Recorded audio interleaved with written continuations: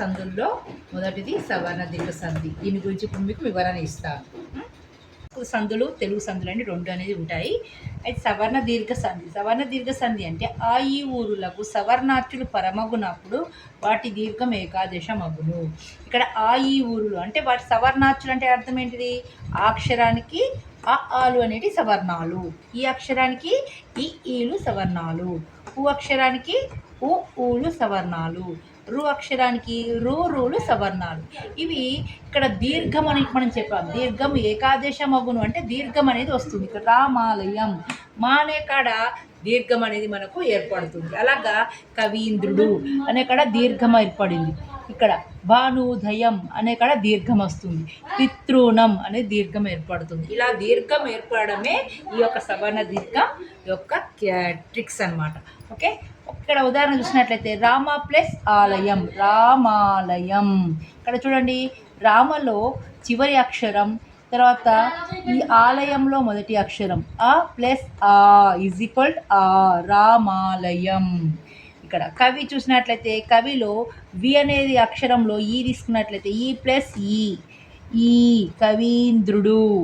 Bhanu plus ఉదయం, భానుదయం. పితృ plus రుణం, పితృణం. ఇక్కడ దీర్ఘం రావడం అనేది ఇక్కడ సవర్ణ దీర్ఘం యొక్క ట్రిక్స్ అన్నమాట. తొందరగా గుర్తుపెట్టుకున్న ఇది చాలా ఈజీగా గుర్తుపెట్టుకోవడానికి మనకు ఉంటుంది. ఓకే, దీర్ఘం అని అంటాం. ఇది గుణసంధి. అకారమునకు ఈ ఊ రు పరమగునప్పుడు వాటికి క్రమముగా ఏ ఓ ఆర్లు ఏకాదశమగును. సవర్ణ దీర్ఘ సంధిలో మనము ఈ ఊరులకు ఏం చెప్పుకున్నాము? దీర్ఘం ఏకాదశం అవుతుందని చెప్పుకున్నాము. ఇక్కడేమో ఈ ఊరులకు పరమగునప్పుడు వాటికి క్రమంగా ఏమని చెప్పుకుంటున్నాము? ఏ ఓ ఆర్లు ఏకాదశంగా వస్తాయని చెప్పుకుంటున్నాము. ఉదాహరణ చూసినట్లయితే రాజా ప్లస్ ఇంద్రుడు. ఇక్కడ రాజాలో చివరి అక్షరము ఆ, ఇంద్రులో మొదటి అక్షరము ఈ, ఆ ప్లస్ ఈ ఈజ్ ఈక్వల్ టు ఏ అనేది వస్తుంది. రాజేంద్రుడు. ఇక్కడ ఆ ప్లస్ ఈ ఈజ్ ఈక్వల్ ఏ. ఇక్కడ యత్నా దీర్ఘం వచ్చింది, అవునా? అంటే రాజేంద్రుడు. రాజా ప్లస్ ఇంద్రుడు, రాజేంద్రుడు.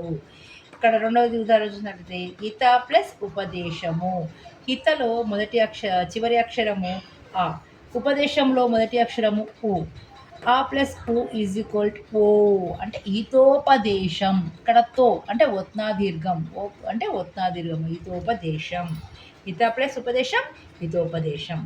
మహా ప్లస్ ఋషి. మహలో చివరి అక్షరం ఆ ప్లస్ ఇక్కడ ఋషిలో మొదటి అక్షరం రు, అప్పుడు ఆ ప్లస్ రు ఈజ్ ఈక్వల్ టు ఆర్ అంటే మహర్షి. ఇక రీకి షావత్ వచ్చిందా? మహర్షి అనేది ఇక్కడ మనకు వస్తుంది.